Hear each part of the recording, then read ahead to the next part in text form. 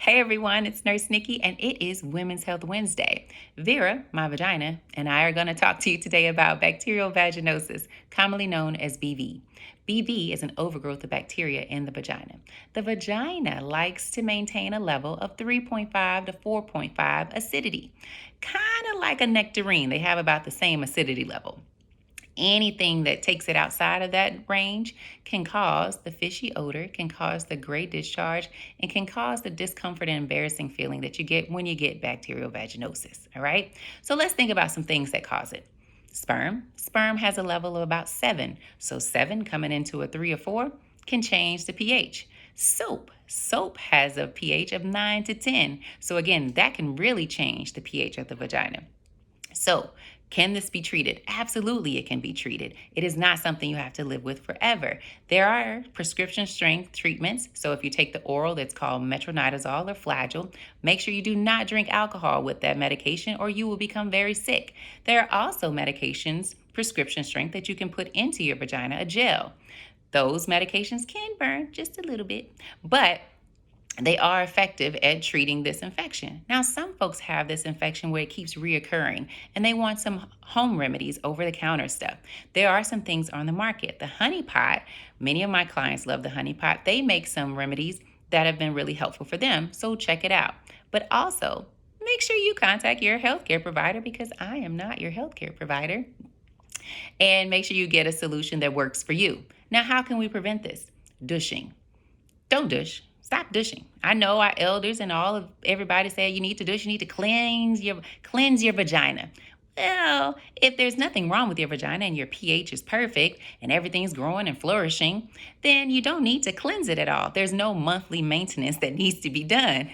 Because what happens is your vagina's good, pH is perfect, you flush it with vinegar, it's going to change your pH, and then you're going to get bacterial vaginosis. So douching can actually cause bacterial vaginosis. Avoid scented perfumes and sanitary napkins. You don't need strawberry scented Kotex or tampons or any of that thing. That's going to cause a change in your pH. You're going to get bacterial vaginosis. Wiping from front to back. This is technically clean. This is dirty. This is where your poop comes from. This is where your pee comes from. You want to wipe from front to back, not back to front.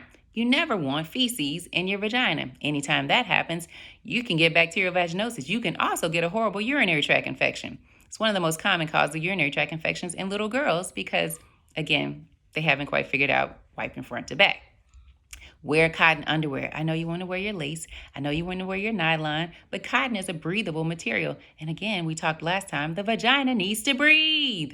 Please let your vagina breathe, especially at night. If you must wear underwear, wear some cotton and don't keep it all trapped up in there because just like a fungus, bacteria loves a warm, moist, sweet environment. If you keep it all nice and cozy up in there, something's going to grow. Wash your hands, your toys, or anything else that is coming in contact with your vagina, okay? So if you're masturbating, wash your hands. If you're using toys, wash those toys, making sure that everything's clean before it becomes in contact with your vagina because we're trying to prevent bacteria from growing in there. Keep your vagina dry. So if you're having a bathing suit or if you may have a natural discharge that a lot of people have, making sure that you're changing. If you're wearing a Kotex or a little panty liner, changing that often. Get out of that swimsuit as soon as you're done swimming. Keep the vagina as dry as possible. And never transition directly from anal to vaginal sex because that can introduce E. coli and other bacteria into your vagina.